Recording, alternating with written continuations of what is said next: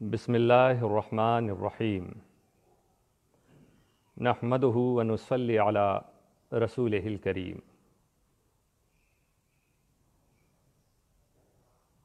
عشرہ رحمت اب ختم ہونے کے قریب ہے۔ آج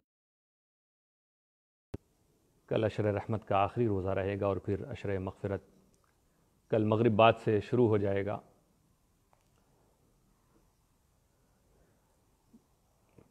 میرے پاس میسیجز آئے تھے لائیو جب میں بول رہا تھا اس وقت، تو میں نے سوچا اس میں اگر موقع ملے تو میں کچھ جواب بھی دیتے چلوں۔ کئی لوگوں نے کئی چیزیں فرمائی ہیں کہ ان کے تعلق سے میں کچھ بول دوں۔ ہمارے کچھ بھائیوں نے عید کے تعلق سے کہ اب کی عید ہم کس طرح سے منائیں اس بار، حالانکہ بہت سے ہمارے علماء اور مشائخ اپیل کر رہے ہیں اور بہت ضروری ہے کہ آپ ان کی باتوں کو سنیں اور صبر و ضبط کا مظاہرہ پیش کریں۔ کہ ویسے بھی عید کا مطلب کیا ہے؟ عید یہ عربی کا لفظ ہے، عودن سے بنا ہے، جس کے معنی ہے لوٹنا۔ اب عید اگر کسی دن کو کہا جا رہا تو اس کا مطلب یہ ہے کہ وہ دن جو بار بار لوٹایا جاتا ہے۔ یہ اہل علم بتاتے ہیں کہ وہ دن جو بار بار لوٹایا جاتا ہے اسے عید کہتے ہیں۔ اور پھر ہمارے علماء نے کہا کہ وہ خوشی اور مسرت کا دن جو اللہ تعالیٰ مسلمانوں پر بار بار لوٹاتا ہے اسے عید کا دن کہتے ہیں، یعنی جس میں اللہ تعالیٰ کے انعامات، احسانات، اس کی نعمتیں، یہ ساری چیزیں اللہ تعالیٰ پھر سے لوٹاتا ہے اپنے بندوں کو، اسے عید کا دن کہا جاتا ہے۔ تو اب عید کا دن اگر زندگی ہے بندے کے پاس تو اسے ملنا ہے ہر سال، لیکن عید کا مقصد کیا ہے وہ دیکھنا ہوگا ہمیں کہ عید کا مقصد کیا ہے۔ دوستو، دوسرے مذہب والے بھی کوئی نہ کوئی تہوار کسی نہ کسی دن کو وہ عید کی شکل میں مناتے ہیں، کوئی نہ کوئی ان کا فیسٹیول ہوتا ہے۔ ان میں اور ہمارے میں فرق یہی ہے کہ دیکھیں کہ دنیا کے عالم اسلام میں جب کسی دن کو عید کہا گیا تو اس دن عبادت کا مظاہرہ ہوتا ہے۔ جمعہ کا دن عید ہے تو آپ دیکھیے جمعہ کے دن ظہر کی نماز کے بجائے جو 2 رکعت جمعہ اس میں کیا ہجوم رہتا ہے، ساجدین، عابدین، راکعین کی ایک گیدرنگ جمع ہوتی ہے خدا کے گھر میں۔ 365 دنوں میں 2 دن کو عید کہا رسول صلی اللہ تعالیٰ علیہ وسلم نے، تو اس دن آپ دیکھیے کیا ہوتا ہے۔ اصل میں رسول صلی اللہ تعالیٰ علیہ وسلم جب مدینہ شریف تشریف لائے تو دیکھا وہاں پہ لوگ 2 دنوں کو عید کی شکل میں مناتے ہیں۔ پوچھا یہ کیا ہے؟ کہا ہم لوگ یہ عید مناتے ہیں، چلا آ رہا ہمارے پہلے۔ اس میں وہ لوگ کرتے کیا تھے؟ عیش و عشرت کی محفلیں تھیں، گانے بجانے کی مجلسیں تھیں، گھومنا پھرنا بلا وجہ کا کھیل کود تماشا، اس طرح وہ گزارتے تھے۔ تو رسول صلی اللہ علیہ وسلم نے فرمایا نہیں، اسلام تم کو 2 دن دے رہا ہے عید کے لیے، وہ دن تم خوشیاں مناؤ۔ ایک عید الفطر ہے، ایک عید اضحیٰ ہے۔ تو آپ دیکھیے جب اسے عید کہا گیا تو اور دنوں سے کیسے وہ الگ ہو گیا کہ آپ جس وقت عید کی نماز ادا کی جاتی ہے جماعت کے ساتھ، پورے سال آپ کبھی نہیں دیکھیں گے مسلمان جماعت کے ساتھ اس طرح سے کوئی نماز پڑھ رہے ہو۔ یہ ہمارا عید کا دن تھا اس لیے ہم نماز پڑھ رہے ہیں۔ تو عید کے دن عبادت کا مظاہرہ ہوتا ہے، بندگی کی اسپرٹ بندے میں پیدا ہے، موجود ہے، یہ مسلمان بتاتے ہیں عید کے دن۔ تو دوستو، ابھی جو حالات گزر رہے ہیں، مسجدوں میں جانے سے ہم محروم ہیں، ہم مسجد میں باجماعت تراویح بہت سے لوگ نہیں پڑھ پا رہے ہیں، جمعہ نہیں پڑھ پا رہے ہیں۔ اب عید کا دن قریب ہے تو عید کے دن بھی ہمیں ایسا نہ ہو کہ جب کہیں کہیں جیسے 3 زون میں بانٹا ہے، گرین زون ہے، اورنج زون ہے، ریڈ زون ہے، کچھ زونز میں کچھ چھوٹ ملی ہے، بہت سی دکانیں کھل گئی ہیں، لوگ خریداری کے لیے جا سکتے ہیں، آ سکتے ہیں، اور سوشل ڈسٹینس کو فالو کرتے ہوئے وہ ایک دوسرے سے مل بھی سکتے ہیں۔ ایسا نہ ہو کہ ابھی اس کا فائدہ اٹھا کے عید کی ایسی تیاریوں میں منہمک ہو جائیں کہ بھول جائیں کہ ابھی کیا حالات دنیا والوں پر گزر رہے ہیں۔ دنیا والے اس وقت بہت مصیبتوں کے شکار ہیں۔ جن جن ضلعوں میں، ڈسٹرکٹ میں، علاقے میں یہ وبا پھیلی ہوئی ہے، آپ ان کے گھر والوں سے پوچھئے۔ اس وقت 2 ملین کے قریب لوگ اس بیماری کا شکار ہو چکے ہیں۔ 40,000 سے زیادہ اموات ہو چکی ہے۔ ہندوستان میں ہی یہ آنکڑا مریضوں کا 40,000 کے قریب پہنچ رہا ہے۔ 1000 سے اوپر موت ہو چکی ہے۔ جن جن گھروں میں یہ جنازے اٹھے ہیں، آپ ان کے بارے میں سوچئے۔ آپ نے بہت سی کلپس دیکھی ہوگی، کسی کا شوہر مرا ہوا ہے تو کیسا اس بیوی کا دماغ ڈسٹرب ہو گیا، کیا وہ جیسے اسے یقین نہیں ہو رہا کہ اس کا شوہر دنیا سے چلا گیا ہے، اور وہ پچھلی باتیں بتا رہی، میرا شوہر مجھ سے یوں کہتا تھا، یہ تو لیٹے ہوئے ہیں، یہ گئے تھوڑی نہ، یہ بھی مجھ سے ملیں گے۔ ان بچوں کے بارے میں سوچئے جن کے سر سے ان کے باپ کا یا ماں کا سایہ اٹھ چکا ہے۔ اصل میں یہ عید ہمارے لیے موقع ہے کہ ہم بہت اپنے نئے کپڑوں کے لیے اور اپنے آپ کو سنوارنے کے لیے اور بہت زیادہ لذیذ پکوان بنانے کے لیے ہم یہ عید کا انتظار کریں اور عید میں صرف کریں اپنے مال کو۔ نہیں، اس بار ہم ایسا نہ کریں۔ ہمیں کبھی بھی اسراف سے تو ہمیشہ بچنا۔ ہمیں اس بار ان لوگوں کا خیال کرنا ہے۔ ہم یہ کوشش کریں کہ ہمارے لیے خوشی کا دن ہے، لیکن جہاں غم ہے ہم ان کی ہیلپ کر سکیں، ہم ان کی مدد کر سکیں۔ اسی لیے تو صدقہ فطر عید کے دن ہے۔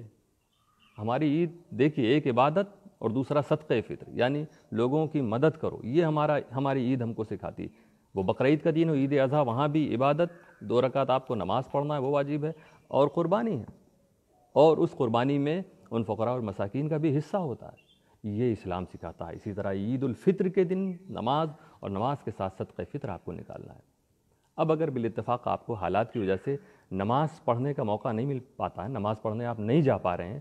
تو آپ صدقہ فطر کو، ایک صدقہ فطر جو واجب ہے وہ ادا کیجیے، اور اس کے علاوہ اس کی مقدار کئی صدقہ آپ نفلی طور پر نکال دیجیے غریبوں کی مدد کے لیے۔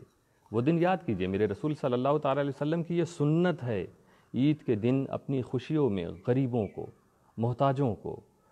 اور غم کے ماروں کو شریک کر لینا۔ یہ سنت رسول صلی اللہ تعالیٰ علیہ وسلم، بہت مشہور واقعہ ہے نا، وہ بچے کو دیکھا رسول صلی اللہ تعالیٰ علیہ وسلم نے کہ دوسرے بچے تو کھیل رہے ہیں، اچھے اچھے کپڑے پہنے ہوئے ہیں، یہ بچہ پھٹا پرانا کپڑا پہنا، وہ کنارے بیٹھ کے رو رہا۔ سرکار نے پوچھا کیا بات ہے بیٹا؟ تو اس نے بتایا میرے والد نبی کریم صلی اللہ علیہ وسلم کے ساتھ کسی جنگ میں گئے تھے، شریک ہوئے تھے اور شہید ہو گئے۔ پھر میری ماں نے دوسری شادی کر لی، اور وہ جو شوہر آئے میرے دوسرے باپ، انہوں نے مجھے گھر سے بھی نکال دیا ہے، میراث سے بھی الگ کر دیا ہے، اور آج یہ بچے کھیل رہے ہیں، ان کے بدن پر کپڑے ہیں، تو مجھے میرے اپنے باپ کی یاد آ رہی ہے۔ اگر وہ موجود ہوتے تو اسی طرح مجھے بھی وہ نئے کپڑے پہناتے، میرے چہرے پر بھی خوشی ہوتی، میں بھی بڑا مسرور نظر آتا۔ رسول اکرم صلی اللہ تعالیٰ علیہ وسلم نے اس کے سر پہ ہاتھ رکھا، اپنے گھر لے گئے، نہلایا، اچھے کپڑے پہنائے، اور کہا کہ تم کہتے ہو تمہارے باپ نہیں، کیا تمہیں یہ بات خوش کرے گی کہ محمد تمہارے باپ ہوں، عائشہ تمہاری ماں ہوں، حسن و حسین، فاطمہ تمہاری بہن ہو؟ اس طرح میرے رسول صلی اللہ تعالیٰ علیہ وسلم نے نوازا۔ تو آج ہمارے لیے موقع، ارد گرد ہم دیکھیں گے تو ایسے بہت سے لوگ ملیں گے جنہیں ضرورت ہے اس وقت۔ تو دوستو، ہم اپنے لیے اس بار ہم کوشش کریں، ہمیں کوئی کپڑا نیا نہیں سلانا۔ اگر آلریڈی موجود تھا پہلے سے، کوئی بات نہیں، آپ نے پہن لیا، ورنہ آپ جو کپڑا ہے، جو کہ عید کے دن کوئی نیا کپڑا واجب نہیں پہننا، صاف ستھرا کپڑا ہونا چاہیے۔ اگر نیا ہو تو بہتر ہے، لیکن ابھی جو موقع ہے اس کے لیے آپ بازاروں میں نہ جاویں، بھیڑ نہ لگائیں، کوئی ایسی چیز نہ کریں کہ دنیا دیکھے کہ یہ مسلمانوں کو دیکھیے اپنی عید کے لیے انہوں نے پھر سارے قانون کو توڑتے نظر آ رہے ہیں، تو یہ بدنامی نہ لگے۔ بہت سے لوگ تو اس کے انتظار میں رہتے ہیں، آپ جانتے ہیں دنیا کا حال۔ تو ہمیں یہ دکھانا ہے کہ ہماری عید کا مقصد نیا کپڑا پہننا نہیں ہے۔ ہماری عید، جیسا کہا گیا ہے، بزرگوں نے کہا کہ لیس العید لمن لبس الجدید، عید اس کی نہیں ہوتی جو نیا کپڑا پہنے، لیس العید لمن لبس الجدید، عید اس کی نہیں جو جدید نیا کپڑا پہنے، وانما العید لمن خاف الوعید، عید تو اس کے لیے ہے جو عذاب الہی سے ڈر گیا، جس نے خوف خدا اختیار کر لیا، جو پرہیزگار بن گیا۔ عید اصل میں اس کی عید ہے، یہ عید اسی کے لیے ہے۔ دوستو، ہم عید کو بڑی سادگی سے منائیں، کسی طرح کی دھوم دھام کرنے کی ہمیں ضرورت نہیں ہے۔ ہاں، ہم یہ کریں کہ ہم دیکھیں اگر ہمارے پڑوسی جن کا کاروبار 2 مہینے سے بند ہے، ان کے بچوں کے پاس کچھ نہیں ہے، ایسے لوگ جن کے پاس کچھ نہیں ہے، بالکل بے روزگار ہیں، محتاج ہیں، جن کے ہاں میت ہو گئی ہے، کسی نہ کسی بہانے سے آپ کچھ رقم ان کے ہاں تک پہنچائیں۔ وہ بچے جو ہمیشہ عید کے کپڑے پہنتے تھے، اپنے بچوں کے لیے آپ کر لیجئے ان کی خوشی کے لیے کہ چلو بچوں، لیکن اگر انہیں بھی سمجھا سکتے ہیں تو آپ سمجھائیے، باقی آپ ان غریبوں، محتاجوں، ضرورت مندوں کے یہاں کپڑے پہنچائیے عید کے نام پر، جو ان کے لیے صرف عید کا کپڑا نہیں ہوتا، وہ تو اسے سال بھر دھو دھو کے پہنتے ہیں، کیونکہ ان کے پاس کوئی دوسرا کپڑا نہیں ہوتا ہے۔ ایسے بہت سے لوگ ہیں جو اپنے بچوں کا عید کے دن جو کپڑا سلاتے ہیں وہی جوڑا وہ سال بھر پہناتے ہیں۔ جب نیا جوڑا سلانے کے لیے وہ پیسہ جمع کرتے ہیں تو اس کے لیے دن عید ہی کا چنتے ہیں کہ عید کے دن سے ہم شروع کریں گے تاکہ کپڑا بھی میرے بچوں کے لیے نیا ہو جائے اور ان کے جسم کو ڈھکنے کے لیے سال بھر کے لیے ایک سہارا ہو جائے۔ تو ایسے لوگوں کے لیے آپ ان کو تلاش کریں اور اپنی خوشیوں میں ان کو شریک کریں۔ آپ ان کے ہاں کچھ ایسا دیجئے جو کچھ وہ اپنے گھر میں بنا سکیں، میٹھا کچھ ان کے ہاں پک سکے، ان کے ہاں چولہا جل سکے۔ بڑی سادگی کے ساتھ دوستو، عبادت کے ساتھ صدقہ فطر ایک واجب ہے، اس کی مقدار کئی صدقہ آپ کرتے چلے جائیے، غریبوں کو آپ تقسیم کرتے جائیے، اللہ تعالیٰ اس کا اجر آپ کو عطا فرمائے گا۔ یہی مقصد ہماری عید کا ہے۔ اور اس کے علاوہ وہ ثریا ستارہ کے طلوع ہونے کے تعلق سے جو حدیث ہے اس کے تعلق سے لوگوں نے پوچھا تھا، تو اس کے تعلق سے بھی میں عرض کر دوں کہ کئی روایات ہیں اس تعلق سے کہ ایسا ستارہ جب طلوع ہوگا تو بہت سی پریشانیاں دور ہوں گی، بلائیں اللہ تعالیٰ ٹال دیتا ہے، مگر یہ چیز یہ ایک امر جو ہے وہ امر عادی ہے، یعنی اللہ تعالیٰ کی عادت کریمہ ہے کہ کبھی وہ بلائیں نازل کرتا ہے اور کچھ اوقات میں اور کچھ اوقات میں اسے پھر اٹھا لیتا ہے۔ جیسے عید کے دن عید کا چاند، رمضان کا چاند نکلتا ہے، کیسا رحمت و برکت کے دروازے کھول دیتا ہے اللہ تعالیٰ، جنت کے دروازے کھول دیتا ہے، جہنم کے بند کر دیتا ہے۔ تو عید کا چاند ہوا اور ایسا، تو کبھی کبھی کچھ ٹائم ایسے ہوتے ہیں اللہ تعالیٰ نے مقرر فرمائے، مگر اس کا مطلب یہ نہیں ہوتا کہ کسی ستارے کی وجہ سے ایسا ہو رہا ہے، کہ وہ ستارے کی وجہ سے نہیں، یہ ساری چیزیں خدا کی مشیت سے ہوتی ہیں۔ تو اس روایت میں، اس حدیث میں کوئی ایسا دعویٰ نہیں ہے کہ کہا جائے کہ نہیں وہ بالکل وہ کورونا ہی کے لیے ہے، اس بلا کو دور کرنے کے لیے۔ بس امید رکھیے اللہ تعالیٰ آپ جس کی عبادت کرتے ہیں وہ بڑا قدرت والا ہے، قدیر ہے، قادر ہے، وہ جب چاہے بلاؤں کو ٹال دے گا۔ دوستو یہ رحمت مغفرت کا مہینہ ہے، اگر اس کو ہم نے خدا کی راہ میں دعا، ایسی دعا کہ اللہ تعالیٰ اسے قبول فرمائے، وہ دعا ہوتی ہے جب بندہ اپنے گناہوں سے توبہ کر کے دعا کرتا ہے، تو انشاءاللہ تعالیٰ اسی مہینے میں ساری بلائیں ٹل جائیں گی۔ بہرحال اس حدیث کے تعلق سے مفتی رضا الحق اشرفی صاحب قبلہ نے بڑی مدلل باتیں کی ہیں، بہت تفصیل کے ساتھ انہوں نے اس چیز کو سمجھایا ہے، اور وہ کلپ موجود ہے یوٹیوب پہ، آپ ضرور اس کو دیکھ لیں، ساری چیزیں آپ کو اپنے آپ سمجھ میں آ جائے گی۔ اللہ تعالیٰ ان کے علم و عمل میں برکت نازل فرمائے، بڑی اچھی باتیں انہوں نے کہی ہیں۔ عید کی نماز کے تعلق سے ایک صاحب نے پوچھا کہ اب کی عید کی نماز، دیکھیے جب جمعہ کے تعلق سے ہمارے علماء نے فیصلہ لے لیا ہے کہ بھئی آپ نہیں، اب اس وقت جب ایسا خطرہ ہے، روکا جا رہا ہے، نقصان کا خطرہ ہے، تو اس میں آپ جمعہ میں بھی نہیں جا رہے ہیں، تو پھر عید کی نماز تو واجب ہے۔ جمعہ تو فرض ہے، اور فرضوں میں سب سے بڑا فرض ہے، سب سے مؤکد فرض نماز جو ہے وہ جمعہ کی ہے، 5 وقت سے بھی زیادہ مؤکد۔ تو اب جمعہ جب یہ اتنا بڑا فرض تھا، جب اس میں یہ حال ہم دیکھ رہے ہیں، تو وہ تو عید کی نماز واجب ہوتی ہے جس کا درجہ فرض سے کم ہوتا ہے۔ تو آپ دعا کریں اللہ تعالیٰ وہ حالات پیدا کر دے کہ ہم سب پھر جمع ہوں، نماز پڑھیں، اور اگر نہیں ہو پاتے ہیں کہیں یا کہیں بھی، تو آپ صبر کیجئے گا، یہ مت سمجھیے کہ آپ مسجد نہیں جائیں گے تو اللہ تعالیٰ وہ جو اپنے مزدوروں کو جزا دینا چاہتا ہے وہ آپ کو نہیں ملے گا، وہ تو قادر ہے نا، وہ ایسا نہیں ہے کہ وہ میرے محل میں آؤ تب تم نہیں آ سکے کسی ایسی مجبوری کی وجہ سے جو قابل قبول ہے، تو اللہ تعالیٰ وہ برکتیں، وہ رحمتیں، وہ انعام، وہ کرم، وہ فضل، وہ ساری چیزیں آپ کو آپ کے گھر میں عطا فرمائے گا۔ لیکن ضروری اس بات کا ہے کہ ہمیں یہ ہونا چاہیے ملال کہ اے اللہ ہمارے لیے اپنے گھروں کے دروازوں کو کھول دے مولا، ہمارے گناہوں کو بخش دے، تو ہم سے راضی ہو جا مولا، تو ہم پر کرم فرما دے۔ آپ اس طرح سے عید کا دن گزاریں، رمضان کے روزے اسی طرح سے آپ رکھ کر ہر افطار میں، افطار کے وقت کی دعائیں قبول ہوتی ہیں، جب آپ افطار کر رہے ہوں اس وقت آپ دعا کیجئے، اللہ تعالیٰ اسے قبولیت کا درجہ عطا فرماتا ہے۔ بعض ہمارے بھائیوں نے پوچھا زکوٰۃ کے تعلق سے کہ یہ کس کو دی جائے، شاید وہ دوسرے ملک میں ہے، انہوں نے ایسا پوچھا۔ دیکھیے زکوٰۃ کے جو مصارف ہیں جن کو دیا ہے اس میں بیان کہ عام طور پہ فقیر جو ہے، فقیر ہونا چاہیے۔ کئی مصارف ہیں اس میں عامل کو چھوڑ کر سب کا فقیر ہونا ضروری ہے۔ فقیر کا کیا مطلب ہے؟ جو صاحب نصاب نہ ہو۔ صاحب نصاب کس کو کہتے ہیں؟ کہ 52.5 تولہ چاندی یا 7.5 تولہ سونا، یہ اگر کسی کے پاس ہے، یا جتنے میں وہ 52.5 تولہ چاندی خرید لے، 25,000 30,000 35,000، وہ جو بھی دام ہے آپ جانتے ہیں، مارکیٹ میں معلوم کر سکتے ہیں سونار سے، تو جتنے میں وہ خرید لے یہ 52.5 تولہ چاندی، اگر کسی کے پاس اتنی رقم موجود ہے یا دکان میں اس کے اتنا مال موجود ہے کہ اس سے 52.5 تولہ چاندی یا 7.5 تولہ 7.5 تولہ سونا تو بہت زیادہ، کہ 52.5 تولہ چاندی لے لیجئے، 52.5 تولہ چاندی خرید سکتا ہے، اتنی مقدار میں مال موجود ہے یا اتنے رقم اس کے پاس گھر میں موجود ہے یا بینک میں موجود ہے، تو ایسا شخص وہ صاحب نصاب ہے۔ تو اب جو صاحب نصاب نہ ہو، جس کے پاس اتنی رقم نہ ہو، یا اتنی رقم تو ہے مگر ضروریات زندگی میں وہ سب گھرا رہتا ہے ان رقم کے ذریعے، وہ تو جو حاجت اصلیہ اس کو کہتے ہیں، جو ضرورت زندگی، کھانے پینے کی چیزیں، ہماری پہننے اوڑھنے کے سامان جو ہیں، سواری کے سامان ہیں، یہ سب ضرورت کی چیزیں، ان کے علاوہ ہمارے پاس 52.5 تولہ چاندی یا اس کی رقم اتنی جتنے میں مل جائے، ضرورت زندگی کی چیزوں کے ساتھ اگر ہمارے پاس یہ اتنا روپیہ موجود ہے تو ہم صاحب نصاب ہیں، اب ہم زکوٰۃ نہیں لے سکتے، لہذا ایسے کو زکوٰۃ نہیں دی جائے گی۔ اور ان کے علاوہ جو لوگ ان حالت میں ہوں ان کو زکوٰۃ آپ دے سکتے ہیں۔ دیکھیے بھائی، یہ صاحب نصاب ہی نہیں، اس کے پاس اتنا پیسہ ہی نہیں ہے اس کے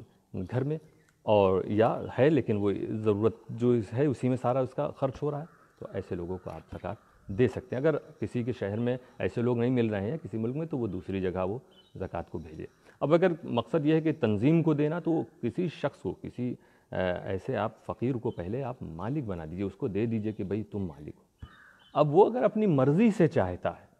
اپنی مرضی سے چاہتا نہیں بھئی میرا تو بھائی گزر ہو ہی جائے گا اس میں سے تھوڑے سے، میں باقی میں چاہتا ہوں خدا کی راہ میں خرچ کر دوں، فلاں تنظیم کو دے دوں، اور وہ جہاں بھی چاہیں خرچ، تو اب وہ شخص دے سکتا ہے، اور تنظیم اب اس پیسے کو خرچ کر سکتی ہے، کیونکہ یہ زکوٰۃ نہیں رہا۔ زکوٰۃ تو تب تھا جب اس کو دیا گیا، اور اس نے اپنی مرضی سے اسے قبول کیا، مالک بنا، مالک بننے کے بعد اب وہ ثواب حاصل کرنے کے لیے، خدا کو راضی کرنے کے لیے، وہ امت کے کاموں کے لیے دینا چاہتا ہے، تو وہ کسی بھی تنظیم کو دے دے، مدرسے کو دے دے۔ اب اس کے بعد اب یہ تنظیم یا مدرسہ کار خیر میں استعمال کر سکتے ہیں، اس کا وہ کار خیر چاہے غریب سے متعلق ہو یا فقیر سے۔ زکوٰۃ صرف آپ فقیر کو دے سکتے تھے، لیکن جب اس طرح سے کسی نے اپنی زکوٰۃ لینے کے بعد وہ تنظیم کو دے دیا یا مدرسے کو دے دیا، اب مدرسہ کہیں بھی استعمال کرے تو اسے وہ امیر کے لیے بھی استعمال کیا جا سکتا ہے اور فقیر کے لیے بھی استعمال کیا جاتا ہے۔ امیر فقیر اس میں سب برابر کار خیر میں، کیونکہ اب وہ زکوٰۃ کا مال نہیں رہا۔ ایک صاحب نے پوچھا ہمارے غالباً گوا سے کہ کیا رمضان ہی کے مہینے میں زکوٰۃ دینا ضروری؟ تو ایسا نہیں ہے، آپ علماء سے سنتے رہتے ہیں، ایسا نہیں ہے۔ زکوٰۃ جب آپ پر فرض ہو تب آپ دیں، جب آپ کے پاس یہ میں نے بتایا نا 52.5 تولہ چاندی کے برابر یہ 7.5 تولہ سونا موجود ہے، 52.5 تولہ چاندی موجود ہے، یا 52.5 تولہ چاندی کے برابر روپیے موجود ہیں۔ اب یہ روپیہ آپ کا موجود تھا آپ کے پاس محرم میں، اب یہی پورا سال گزرنے کے بعد بھی اب بھی آپ کے پاس وہ رقم اتنی موجود ہے اور حاجت اصلیہ کے علاوہ ہے، تو اب ایسی صورت میں اب آپ پر اس وقت اس سال کی زکوٰۃ نکالنا فرض ہو گیا، جبکہ مہینہ محرم کا ہے۔ تو یہ ایک عمومی شرط جو اسے مال نامی وغیرہ ہونے کی بھی شرط ہے، لیکن آپ یوں سمجھیے پیسہ آپ کے پاس اتنا ہو اور پھر اس پہ سال گزر جاوے، وہ روپیہ ظاہر سی بات ہوگا تو اس روپیے سے آپ روپیہ بنا سکتے ہیں، اتنا گزر گیا آپ کے پاس،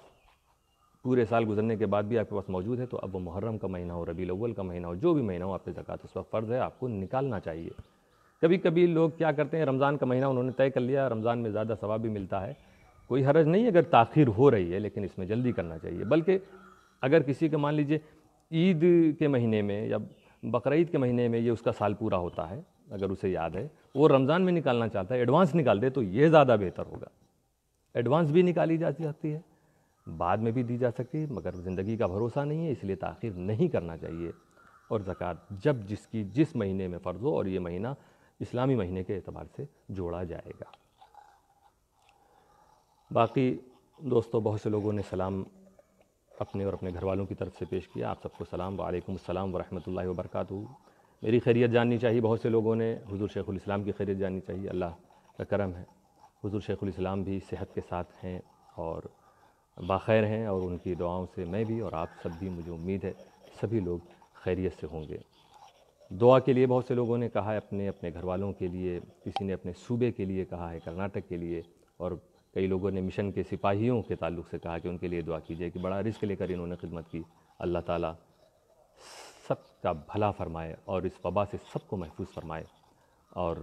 کرناٹک اور ہندوستان کے تمام صوبے اور دنیا کے تمام ممالک کے لوگ جو کسی بھی پریشانی کا شکار ہوں تو اللہ تعالیٰ ان کی پریشانیوں کو دور فرما دے، اور محدث اعظم مشن کے سپاہیوں کے بازوؤں کو طاقت عطا فرمائے۔ اور میں نے قضائے عمری کے تعلق سے پچھلی کلپ میں کسی کلپ میں بیان کیا تھا، تو ایک صاحب نے کہا کہ میں سوچ رہا تھا کہ قضائے عمری میں اپنی ادا کروں مگر سمجھ میں نہیں آ رہا تھا، اور اسی دن وہ کلپ آ گئی۔ تو یہ دیکھیے، جب بندے میں شوق ہوتا ہے، اس میں طلب ہوتی ہے، تو اللہ تعالیٰ انتظام بھی فرما دیتا ہے۔ تو وہ بہت خوش ہوئے ہیں۔ اور ایک صاحب نے یہ لکھا ہے اس میں کہ قضائے عمری کے بارے میں نے کہا تھا کہ کیسے نیت کریں گے، کئی سالوں کی ہے، تو یوں نیت کریں گے کہ مجھ سے جو ظہر کی سب سے پہلے قضا ہوئی میں اس کی نیت کرتا ہوں۔ یعنی آپ یہ چاہتے ہیں ہر وقت میں، ظہر کے وقت میں ایک ظہر کی قضا پڑھ لیں، عصر کے وقت میں ایک پچھلی عصر کی قضا پڑھ لیں، عشاء میں ایک پچھلی عشاء کی قضا پڑھ لیں، تو اسی طرح نیت کریں گے کہ میرے جو سب سے پہلے مجھ سے قضا ہوئی ظہر، وہ میں اب ادا کرنے جا رہا ہوں۔ تو انہوں نے کہا تو سب سے پہلے کہا اس کو، اب اس کے بعد والی کو کیا ہم کہیں گے، سیکنڈ کہیں گے، اس کے بعد والی کو تھرڈ کہیں گے، اس کے بعد والی تو فورتھ، اس طرح کتنی گنتی کر پائیں گے، یہ ذرا مشکل ان کو، تو نہیں، وہ مقصد نہیں ہے، میں اس کو اور ایکسپلین کر دوں آپ کو۔ ایسا نہیں، جب آپ نے یہ کہا کہ مجھ سے جو سب سے پہلے قضا ہوئی، اور مثال کے طور پہ وہ 1 جنوری 1980 کی تھی، ایک مثال کے طور 1 جنوری 1980 کو پہلی ظہر والی، اب وہ آپ نے اس کو پڑھ لیا۔ اب جب آپ دوسرے دن پڑھیں گے پھر یہی کہیں گے جو مجھ سے سب سے پہلے قضا ہوئی، تو اب یہ لحاظ ہے کہ اس وقت جو فرسٹ لاسٹ ہے آپ کی، پہلی جنوری والی کے بعد اب کون سی ہے جو آپ کے اوپر سب سے پہلے تھی، آپ نے پڑھا نہیں، وہ اس کے بعد بھی اب جو پہلی آ رہی وہ 2 جنوری والی گویا وہ پہلی ہو گئی، اس کے بعد تھرڈ، جب آپ سیکنڈ والی پڑھ لیں گے تو 3 جنوری والی یہ پہلی کہلائے گی۔ تو اصل میں نیت کا معاملہ ہے، نیت کہتے ہیں دل کے ارادے کو، آپ ارادہ کر لیجئے میں نے یہ پڑھی ظہر، اس کے بعد جو مجھ سے قضا ہوئی تھی اب میں وہ پڑھنے جا رہا ہوں، یوں کر لیجئے، وہ پڑھی اس کے بعد جو قضا ہوئی تھی وہ میں پڑھنے جا رہا ہوں، یا یوں کہہ دیجیے جو سب سے پہلے مجھ سے قضا ہوئی تھی، تو سب سے پہلے کے بعد جو آپ پڑھتے جائیں گے وہ گویا کٹتی جائے گی، اس کے بعد والی سب سے پہلی بنتی جائے گی۔ مجھے امید ہے کہ میری بات کو آپ سمجھ چکے ہوں گے۔ تو اب یہ قضا آپ شروع کریں، رب راضی تب ہوگا نا جب ہم اپنے پچھلے قرضے کو ادا کریں جو ہمارے اوپر ہیں، تبھی تو ہماری توبہ سچی توبہ کہلائے گی۔ اور بہت سے لوگ یہ سب سنتے رہتے ہیں کہ رمضان کے آخری دنوں میں یا آخری جمعہ میں یا شب قدر میں کوئی نماز ایسی پڑھ لیجئے تو ساری قضائے عمری جو ہے وہ ادا مان لی جاتی، سب معلوم ہو جائے گا کہ آپ نے پڑھ لیا، اب اس کی ضرورت نہیں ہے، ایسی کوئی روایت نہیں ہے، من گھڑت باتیں ہیں، اس کی طرف بالکل آپ دھیان نہ دیجئے، جو قضا ہوئی ہے آپ کو قضا پڑھنا ہوگا۔ میں نے آپ کو وقت کے بارے میں بتایا تھا کہ 3 وقتوں میں آپ قضا نہیں پڑھیں گے۔ آفتاب جب نکلتا ہے، سن رائز جب ہو 20 منٹ تک، سن سیٹ جب ہوتا ہے تو سیٹ ہونے سے ڈوبنے سے 20 منٹ پہلے تک آپ کوئی نماز نہیں پڑھیں گے، جب نکلتا ہے تو 20 منٹ، اور بیچ میں جو میں نے بتایا تھا جو وقت زوال کا آتا ہے، میں نے آپ کو سمجھایا تھا نصف نہار شرعی کیا ہے، نصف نہار حقیقی کیا ہے، مجھے امید ہے وہ آپ بات میں اس کو نہیں دہراؤں گا، آپ سمجھ چکے ہوں گے، لیکن میں آپ سے اپیل کرتا ہوں ذرا اپنے علاقوں میں بھی، آج کل آپ سحری میں اٹھ رہے ہیں، آپ کو معلوم ہے سحری کا وقت ختم کب ہو رہا، صبح صادق کب شروع ہو رہا، تو آپ خود معلوم کیجیے، اگر میری پچھلی کلپ کو ایک بار پھر دیکھ لیجیے گا، یہ بھی ایک آپ کو انجوائے بھی محسوس ہوگا، اس میں انجوائے بھی کریں گے، آپ معلوم کیجیے اپنے علاقوں میں کہ آپ کے یہاں وہ وقت جو نصف نہار شرعی اور نصف نہار حقیقی کے درمیان جس کے بیچ میں نماز آپ نہیں پڑھ سکتے، وہ آپ کے یہاں کتنے منٹ کا ہے، کتنے بجے شروع ہوگا، کتنے بجے ختم ہوگا، انشاءاللہ امید ہے آپ اسے کریں گے۔ تو ان 3 وقتوں میں کوئی نماز نہیں پڑھ سکتے، مگر یہ مسئلہ یاد رکھیے گا کہ اگر آپ نے عصر کی جو اسی دن کی عصر کی نماز ہے، خدا نخواستہ جیسے آج کی عصر کی نماز ابھی آنے والی ہے، وقت عصر کی نماز ہے اور 6 بجے تک اس کا وقت ہے، مثال کے طور پہ میں کہہ رہا ہوں، تو 6 بجے کا مطلب ہے کہ 5:40 پر وہ مکروہ وقت شروع ہو جائے گا کہ جس وقت کہا گیا کوئی نماز آپ نہیں پڑھ سکتے۔ لیکن اگر تب تک آپ نے یہ آج کی عصر نہیں پڑھی، اگر خدا نخواستہ، تو صرف اس عصر کو پڑھنے کی اجازت ہے کہ آپ اس عصر کو پڑھ سکتے ہیں، باقی اور کوئی نماز، کوئی قضا، کوئی نفل وغیرہ اس وقت آپ نہیں پڑھ سکتے ہیں، کسی طرح کی نماز آپ نہیں پڑھ سکتے ہیں، صرف اس وقت کی عصر کی نماز پڑھنے کی آپ کو اجازت ہے، یہ یاد رکھیے گا۔ تو 3 وقت میں کوئی نماز نہیں پڑھی جا سکتی ہے، صرف عصر کی نماز اسی دن کی، قضا نہیں، اسی دن کی اگر آپ نے تب تک نہیں پڑھی ہے اسے پڑھنے کی اجازت ہے، لیکن اتنی دیر کرنا غلط ہے، یہ برا کام ہے، اس سے آپ کو بچنا چاہیے۔ تو میں انشاءاللہ تعالیٰ کچھ لوگوں نے اچھا میں پھر حاضر ہوں گا، کچھ لوگوں نے وقت کے بارے میں کہا تھا کہ رات کا وقت کر دیجئے، عصر بعد کر دیجئے، مغرب بعد کر دیجئے، کچھ نے کہا دوسرا وقت میسج لکھے ہیں، تو میں سمجھتا ہوں میں اس میں کس کی بات پر عمل کروں، آپ ہی لوگ فیصلہ کیجئے گا۔ رات میں کچھ مصروفیت رہتی اس وجہ سے حاضر نہیں ہو پاتا ہوں، اور کئی بار تو کچھ انٹرنیٹ ایرر تھا، پرابلم تھا، ایشو تھا، اس کی وجہ سے بھی پتہ نہیں اب آج کیسا جا رہا ہے۔ آج کے بارے میں مجھے ابھی تک کوئی غور نہیں کر سکا، کہ امید ہے کہ حضرت امیر ملت کے دربار میں موجود ہوں اور یہاں سے بھی آپ سب کو فیضان ملے۔ یہ حضرت مخدوم اشرف جہانگیر سمنانی کی نگری ہے، حضور محدث اعظم کی نگری ہے۔ اللہ تعالیٰ ان بزرگوں کے فیضان سے آپ سب کو مالا مال فرمائے۔ اور ایک صاحب نے لکھا تھا کہ ایسی بات کیجئے جو دل میں اتر جائے اور ہم عمل کرنا شروع کر دیں۔ تو دوستو، اب تک جو باتیں ہوئی ہیں اس میں اسے دل میں اتارنے کی ہی ضرورت ہے، اور رہا سوال کہ اگر آپ چاہتے ہیں کہ دل میں اتر جائے اور آپ عمل کرنا چاہیں تو سن لیجئے کہ دل کی دنیا کو اندھیرے سے بچائے رکھیے، دل کی دنیا کو اندھیرے سے بچائے رکھیے، یاد احمد کی شمع دل میں جلائے رکھیے، لذت دنیا تو فانی ہے یہ مٹ جائے گی، لذت دنیا تو فانی ہے یہ مٹ جائے گی، کام جو حشر میں آئے وہ کمائے رکھیے۔ اللہ تعالی ہم سب کو توفیق عطا فرمائے۔ وآخر دعوانا ان الحمد للہ رب العالمین۔